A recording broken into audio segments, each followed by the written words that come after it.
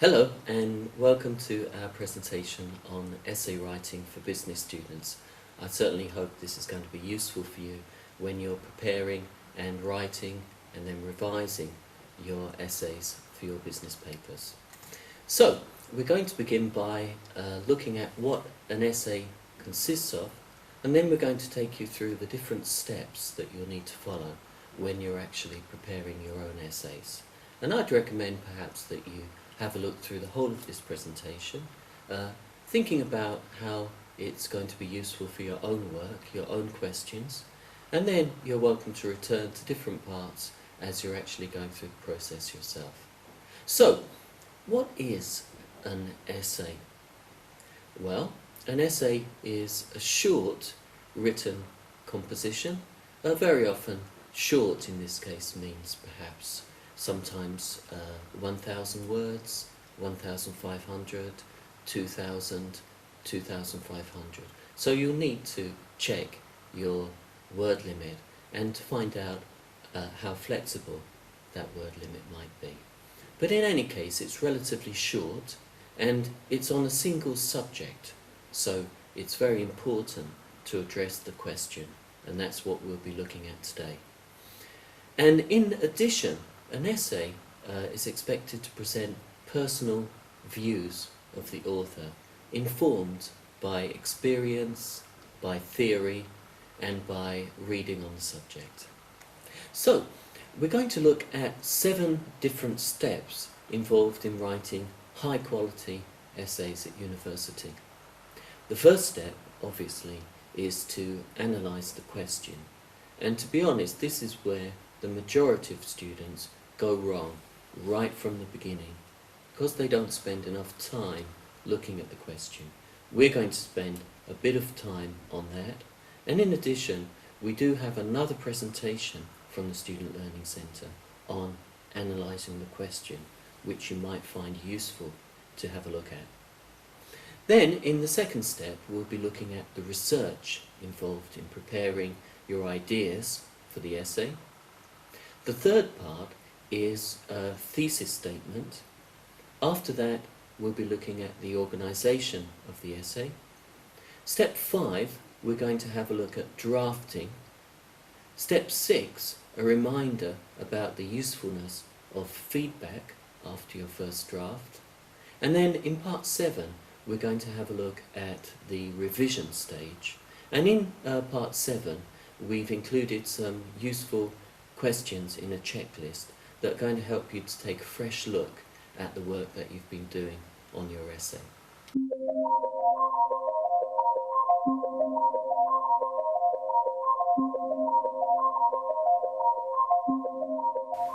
So, in step 1, let's look briefly at how you can analyse your assignment before you begin your research, before you begin your drafting.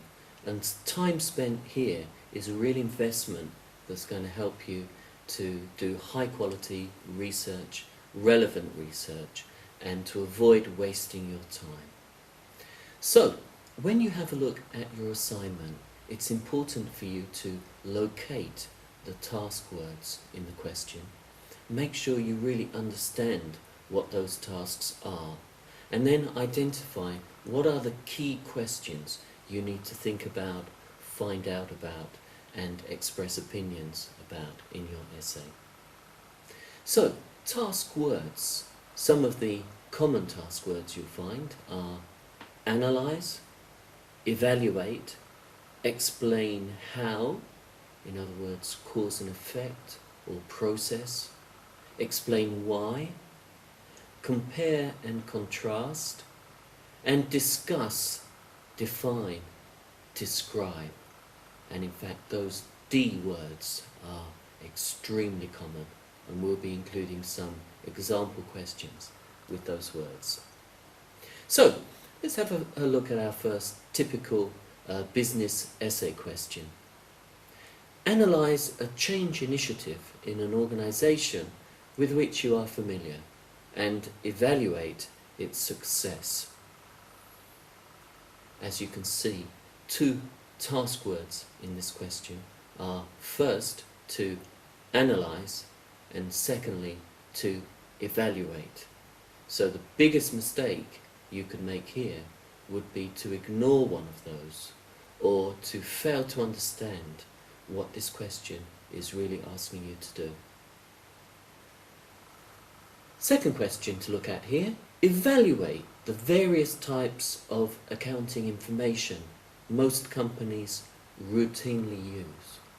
So note here, the task word is evaluate. Now that's very well worth looking at. It's not asking you to describe or to list, but to evaluate.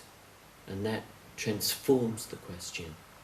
It would be a big mistake to misunderstand that word and to waste your time receiving a low grade for your work. Next up, we have a longer question, and here it's extremely important to identify the task words and not to get lost in different parts of the question. Describe the leadership style of a manager with whom you have worked. Identify any specific aspects of this style which were either well or badly suited to the organisational context, and draw conclusions relevant to your own practice. So although the question is long here, we have 3 task words which need to be addressed in your essay: describe, identify, and draw conclusions. And they're going to inform the structure of your answer. Next, we have another question which doesn't include these verbs, but clearly also has different aspects, different parts. Pabst Blue Ribbon beer has recently lost market share. What happened at Pabst and why? How could this problem be avoided? So here we have the question words: what happened, why, and how could this problem be avoided? Again, that's going to inform the structure of your answer. There's no reason to jump in by just answering the last question there. There are 3 stages which you're expected to follow. So, what we've said so far is that you need to identify, isolate the task word in the question, think carefully about what it's asking you to do, and what kind of information it requires. So, a question with analyze is asking you firstly to separate that topic into its essential parts. Discuss is asking you to look at alternate directions and points of view from which the topic can be studied, and to explain the relationship between those parts that you've identified. So identify clearly is asking you to say, what is X? That's going to require you to say, what class of items does X belong to? So for instance, if you are being asked to identify or define upward appraisal, you'd first have to identify it as a kind of appraisal. Then, what are its distinctive characteristics? What are examples of similar type items? How does X compare to others? So for instance, with upward appraisal, you should be able to identify those key features of upward appraisal, compare it to other forms of appraisal, and talk about similarities and differences between those. So again, take your time, think about the question. Don't assume that you just have to say one thing, one idea in relation to a task word. Very often, to get a high quality answer and a high grade, you need to spend more time thinking about what the question is really asking you to do. Here's another example. Evaluate. Evaluate is asking for high quality thought on a question.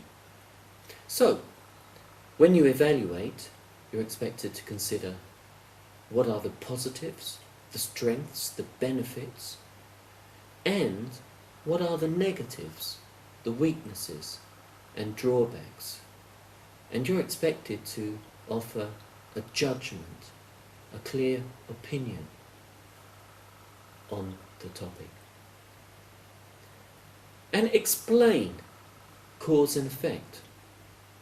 So, when you look at the cause, you'll need to identify what actually occurred, and then why did it occur?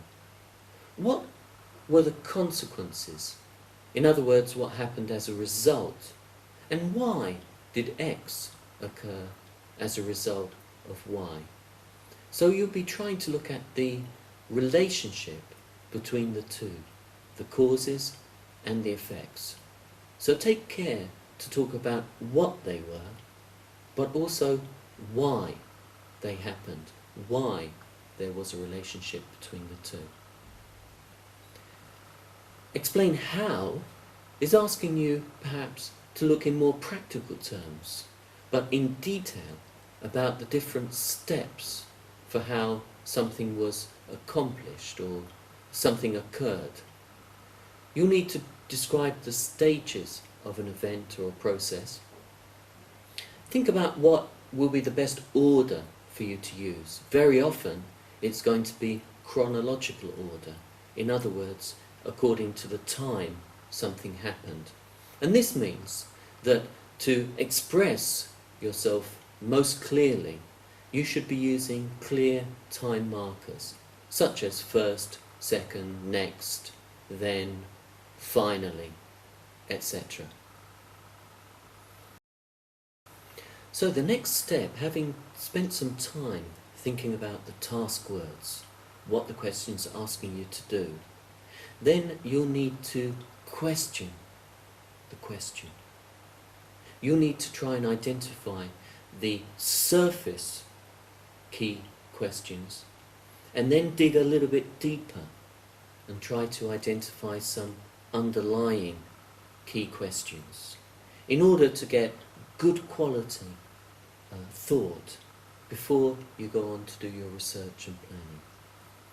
So, for example, in this question, analyse a change initiative in an organisation with which you are familiar and evaluate its success. On the surface, you've got to try to address questions such as, what were the essential parts of the change initiative? Remember, analyse always means to break down into different parts, different stages in this case perhaps. Evaluate is asking you to say what was successful and why, and what was unsuccessful and why. So in order to identify surface questions, you need to look very carefully at the task words.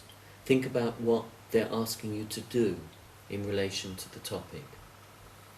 But you can go deeper than that in order to reach a higher level of quality and interest in the question. So in this case, what were the key features of this organisation and its environment? What factors led to the decision to make a change? What were the explicit or implicit objectives of this change? Remember that very often when a policy is put forward, there will be explicit objectives which will be listed, but sometimes the organisation will have implicit objectives as well, which no one has written down on paper, but everyone perhaps believes, and they may be very important when you go on to evaluate the success of that change initiative, for example. What criteria, in any case, can be used to evaluate organisational change? This is where you can link the question to theory, because the criteria you're going to use to evaluate this change will come from your reading and your notes. So what management theories relate to these criteria? And does this particular case support or perhaps challenge these theories? So we've just looked at one example of a particular question and some underlying questions that you can generate. These are the questions that can be like seeds to plant in your mind. So when you're reading, these seeds may grow. Some of them will grow, others perhaps not. But think about the question, analyze, break it down, so that as you go on to your research, you'll be stimulated, and that essay will be growing, taking shape in your mind right from the very beginning. So remember that finally, before you leave that question, make sure that you find all of the questions embedded within it, so that you'll have more quality ideas, more stimulation to go on to the next stage, which will be based on research.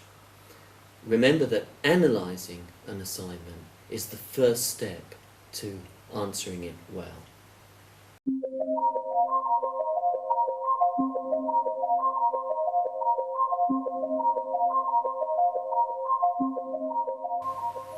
So let's move on to step 2, which is where you'll do the research for your essay.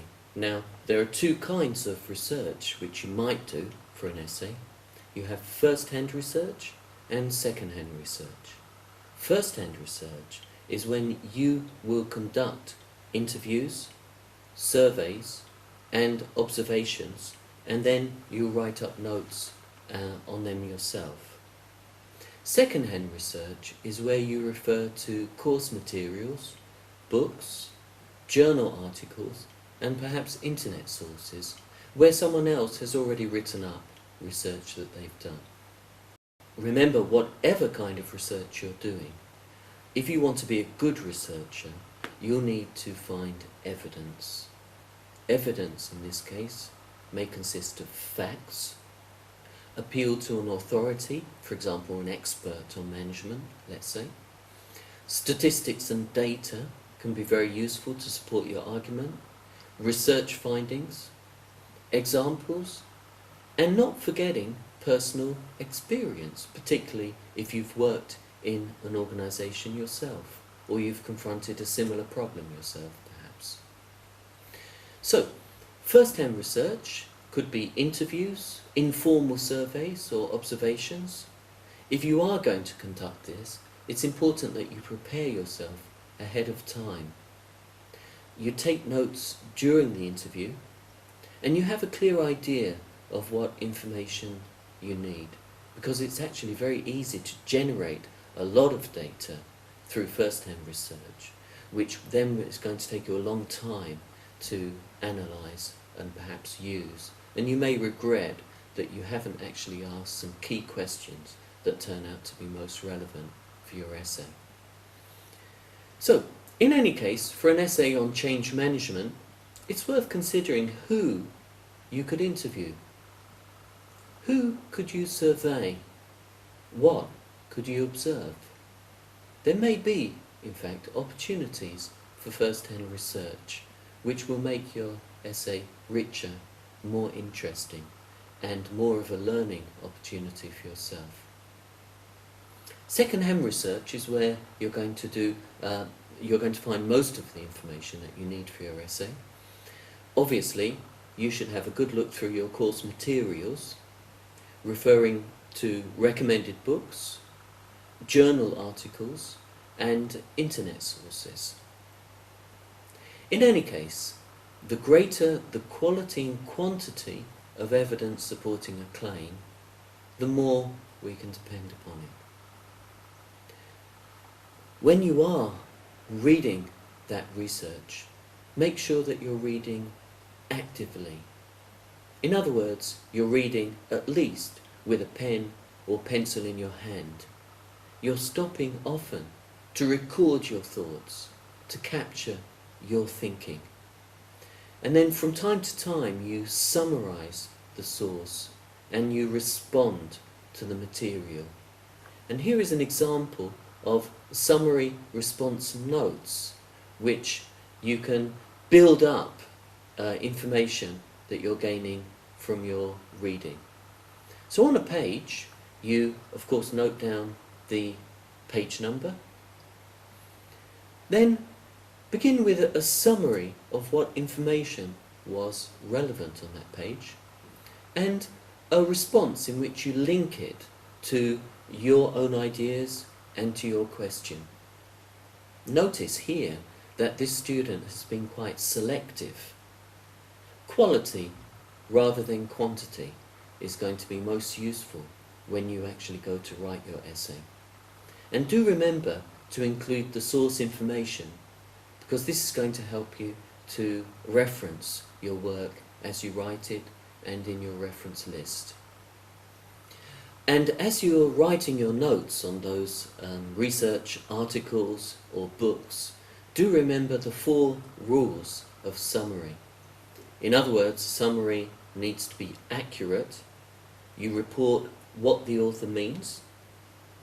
It needs to be objective, which means neutral, conveying the source author's ideas. It needs to be cited. In other words, you need a reference to the author, the year of publication, the page, etc. And it should be translated. In other words, the summary itself should be in your own words, your own pattern of thought. That's going to make it much easier to actually use when you come to do your essay. So here is an example of a complete note page, aiming for selection of interesting, useful ideas and information, and a good quality of response in relation to the topic.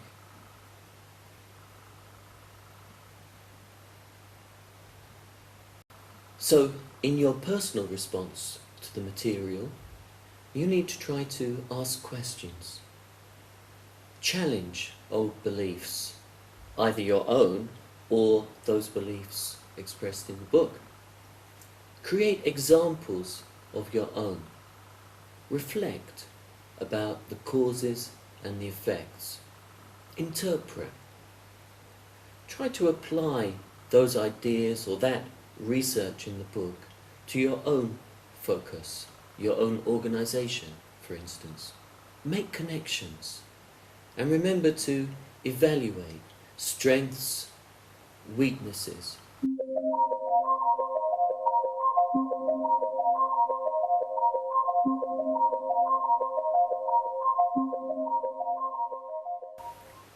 So once you've done your research, you're ready to try to prepare your thesis statement. Your thesis statement is really the heart of your essay, because it contains your central message, the main idea you want your reader to understand, the overriding point you want to make. So what is a thesis statement? The basic thesis is your opinion stated in one arguable sentence. In other words, a sentence that expresses an opinion that other people can either agree or disagree with. You're making a claim about your topic, something you think is true. In this essay, I am claiming that you may agree or disagree, but this is what I believe. How can you write a thesis statement of this type? We're going to suggest 3 different steps to writing a thesis statement. You need to start with an arguable statement of opinion. So in this case, New Zealand and Australia should not adopt a common currency. That is a statement of opinion. Then you need to add the elements of support. In other words, why you believe that opinion is true. Think of broad, general concepts, because A, B and C, or perhaps in A, B and C areas. So, in this case, your claim is New Zealand and Australia should not adopt a common currency because their economies and national interests are radically different. That's your supporting element. Finally, you need to address the antithesis. The antithesis simply means the opposite point of view. You need to address it to show that you've understood it, that your opinion is based on a general understanding, not just the first idea that came into your head. Very often, the antithesis can be addressed through an although clause. So in this case, although this might lead to cost savings and greater stability. So, putting those three elements together, we have although this might lead to cost savings and greater stability, New Zealand and Australia should not adopt a common currency because their economies and national interests are radically different. Here are two more examples of thesis statements which have been formed in the same way with those three elements. Although this relocation met with considerable resistance from employees and some customers, it was ultimately successful because it brought about dramatic improvements in productivity and delivery times. And here's another one. Although this person's directive leadership style had been effective in the past, changes in the organizational culture had created a more competent and committed team, which performed better with less direction and more delegation. So, a thesis statement is very useful. It's going to focus your mind on the heart of your essay, what you're really trying to say. And it's also an excellent way of finishing off your introduction to the essay itself. So, a bit of practice. In what ways can a company maintain good relations with its union employees without being unfair to its non-union employees?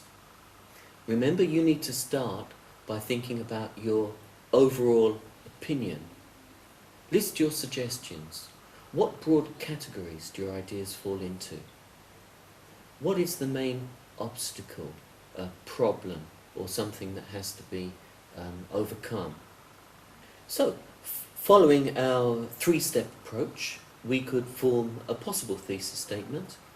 Although non-union employees may not be directly represented during negotiations, it is essential for companies to seek their views proactively because they may have different needs, aspirations and opinions, which could lead to misunderstanding or resentment if they're not addressed.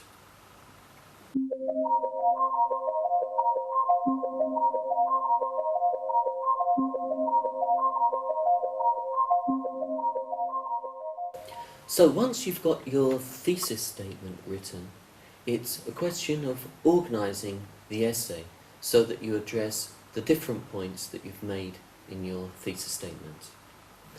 An essay needs to have a clear introduction, body, and conclusion. So there are three parts of your essay. The introduction should set up the context, give background, explain the significance, in other words, why this is an important example or an important question or important problem. An opportunity for you to ask intriguing questions, interesting questions. Your introduction should also indicate the general structure of your essay, and it should state your thesis, the sentences which we were practicing in part 3. So, an introduction may have this kind of shape, starting off in a general way with a broad overview of the topic or situation, leading to a more narrow focus on your thesis statement, which is what you're going to address in the body. So here is an example of a very short introduction, perhaps for a shorter essay. New Zealand organisations are increasingly involved in international initiatives, such as joint ventures and outsourcing. Nonetheless, language and cross-cultural communication skills remain a low priority for most business executives. This essay investigates the causes and effects of this situation, examines potential advantages of developing these skills among key employees, and outlines principles for successful implementation of effective training in this area. Although companies may feel that business negotiation may easily be conducted in English, research has shown that investment in language and cultural training equips organisations with real competitive advantages. So, can you see here the overall structure moving from a general context, talking about the structure of the essay itself, and finishing with a clear statement of the thesis, the main point which this essay is trying to make. So, when you're writing your introduction, here are some questions that you can consider. How can you lead your reader into the topic? What is your essay going to do? Are you going to compare, contrast, explain, define, apply, analyse, examine? Of course, having analysed the question carefully, you'll already have identified those task words in the question. What point are you making about this topic? In other words, what is your thesis statement? If you haven't prepared that already, that may be what's making it difficult for you to write, to begin writing. So you may want to go back to step 3 and work a little bit more on your thesis statement. Having written that, I think you'll find the introduction much easier to write. So, moving on to the body of your essay. Of course, this is the largest part of the essay. It consists of paragraphs that support the thesis statement. These paragraphs will be where you offer evidence. Remember, evidence consists of facts, appeal to authority, experts. You'll include data, research findings, examples, and perhaps personal experience. Now, do you remember those key questions we looked at earlier for this assignment topic? Analyse a change initiative in an organisation with which you're familiar and evaluate its success. We looked at surface questions and underlying questions. Do you remember what they were? Here's a reminder for you. The surface questions, we need to think about what were the essential parts of the change initiative. In other words, to analyse. What was successful and why? What was unsuccessful and why? To evaluate. So those are the 2 tasks you're being asked to do. But what were those underlying key questions that we found by digging a little bit deeper into the topic? What factors led to the decision to make a change? What were the key features of this organisation in its environment? What were the explicit and implicit objectives? What criteria can be used to evaluate organisational change? What management theories relate to these criteria? And does this case support or challenge these theories? Those questions are going to be very useful for you in structuring the body of your essay, because you can arrange those key questions into a plan. Of course, it's always best to have a plan. You can always change your mind as you go if you discover a better way. One possibility might be this kind of list of questions to help you to begin planning your essay. Just taking those questions you've identified and putting them into a logical order, perhaps beginning by identifying the key features of this organisation and its environment. What factors led to the decision to make a change? What were the explicit, implicit objectives? Then, moving into your connection with theory, what criteria can be used to evaluate organisational change? What were the strengths and weaknesses of the change according to your first criteria, then according to your second criteria, and then according to your third criteria? Then this might lead to an overall evaluation on how successful was the change. Finally, you might want to comment on what practical and or theoretical lessons are to be learnt from this initiative. So, taking your questions that you've identified earlier, turning them into a logical list may actually form the basis of your plan, as we've seen here. Now, it's important that you don't keep the organisation of your essay a personal secret. Remember that a report, in a sense, is much clearer when you look at it. You can see titles of different sections, etc. An essay doesn't have those titles, so it's even more important for you to guide the reader, let the reader know the organisation, the purpose of each paragraph, for example, and how those paragraphs connect to other paragraphs. So some expressions that you might use would include, it's important to define these terms, and then go on to define them. One example of this is, a look at statistics will clarify this point.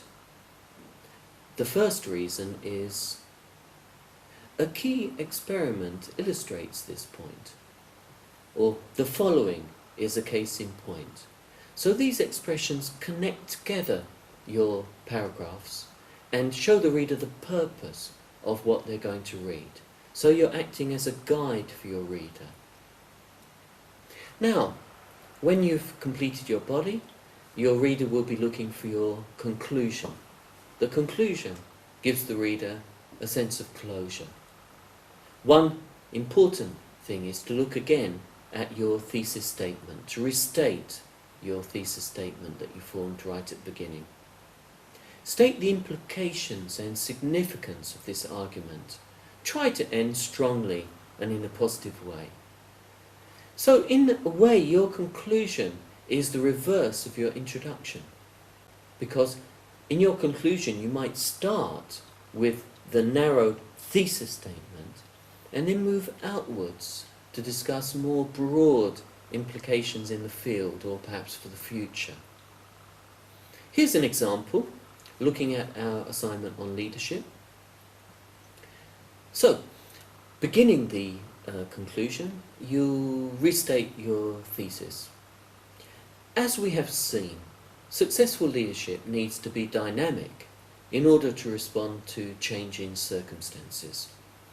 Although this person's directive leadership style had been effective in the past, changes in the organisational culture had created a more competent and committed team, which performed better with less direction and more delegation. This mismatch between leadership style and organisational culture led to serious problems of staff retention, motivation and productivity. In this case, the degree of damage only became apparent on the departure of the marketing manager, and recovery was a long-term process. This underlines the need for more effective management training, closer monitoring of management performance, and improved channels of communication within organisations, if such problems are to be avoided. So you can see here the conclusion began with a restatement of the same sentence that we looked at in step 3. Then the main points of the essay are briefly repeated, and the significance and closure is looking at what was important and what lessons might be learnt in a broader context.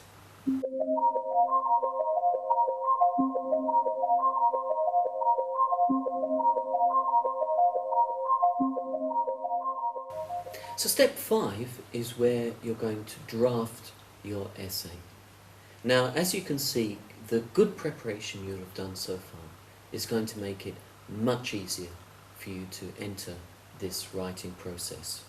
Where people have blocks, where they're unable to write, it's very often because they haven't done the preparation that's necessary. So, drafting is the process of creating a logical flow of the information in your notes. Looking, for example, at the different questions you're trying to address here, and taking the information from your notes that relates to the different questions that you're going to discuss. You'll find it useful to have a look at our presentation on paragraph writing here. Remember that ideas can be connected with standard transitions, expressions, by repeating key terms and synonyms, using demonstrative pronouns like this, these, that, such, introductory phrases such as the ones we've just looked at. This is a further example. And a pattern of given to new information. So you can begin by mentioning something that you've already said and then adding a new information to it. In other words, you should try to make overt, obvious connections between sentences to make it easier for your reader to follow your argument.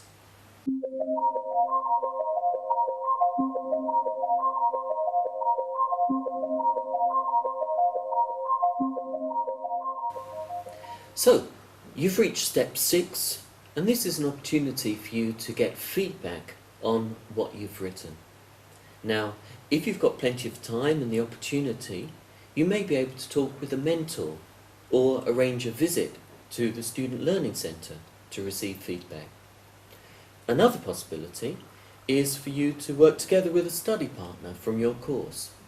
You could read their essay, they could read your essay. You may even be able to ask a friend to give you honest feedback. They could read your essay, even if they're not an expert in strategic management. They can comment on whether it was clearly structured, if they found it interesting, if they were confused or not, etc. Even yourself, if you're able to let the essay sit for a few days, you can have a look at it with new eyes. And that may actually be a very useful way of you getting feedback from yourself on your essay.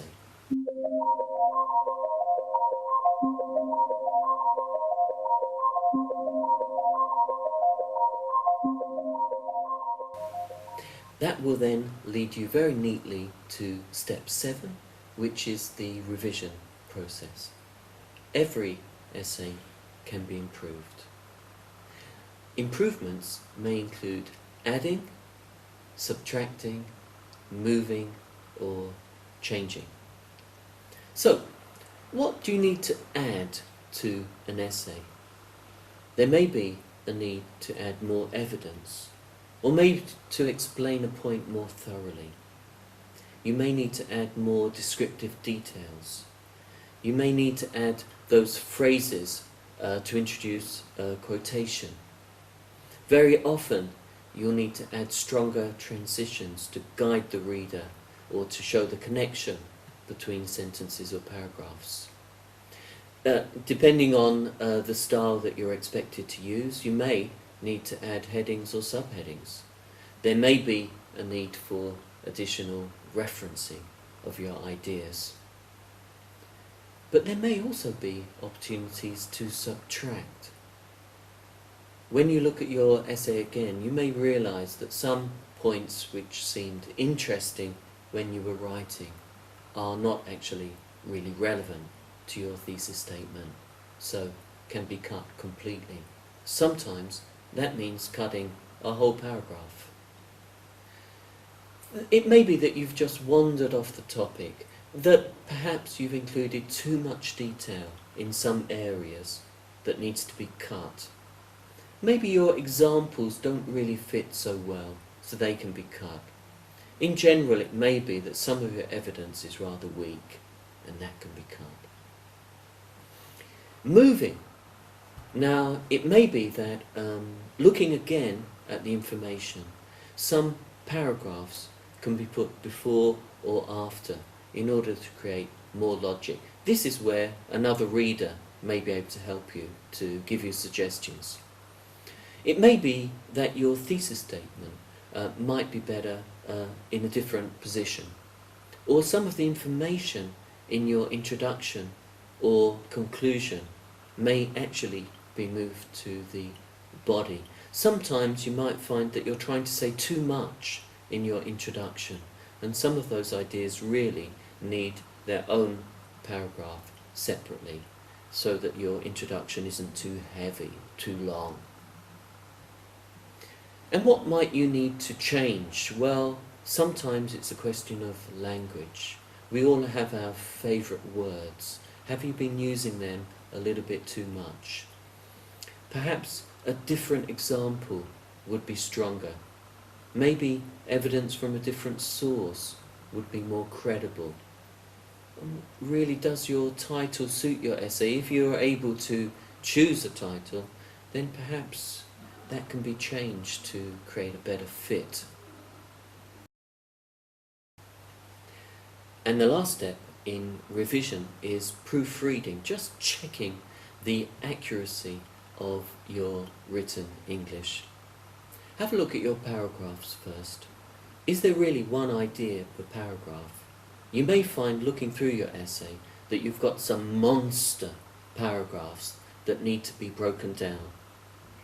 It's easy to see them on the page. If they're taking up whole pages or going on to the next page, it's likely that you're trying to express too many ideas in one paragraph. It's not that difficult to break them down and to improve them. Is your referencing correct? Look at your in-text referencing and your reference list at the end. Do look at those carefully. Is your grammar everything it should be? Look at your nouns and verbs. Do they agree? What about your tense? Are you mixing up present and past for no reason? Are there any sentence fragments? You started a sentence, but you haven't finished it. What about your punctuation? Are you someone who uses commas too much? Maybe there need to be more full stops in there. What about your use of apostrophes, for instance? And finally, spelling, or commonly confused words. Okay, so proofreading is a step that you can do for yourself. It's also something that maybe another reader can help you with if they're available when you need it. So, we've looked at the 7 steps in writing a high quality essay. Step 1, to analyse the assignment question carefully. Step 2, research.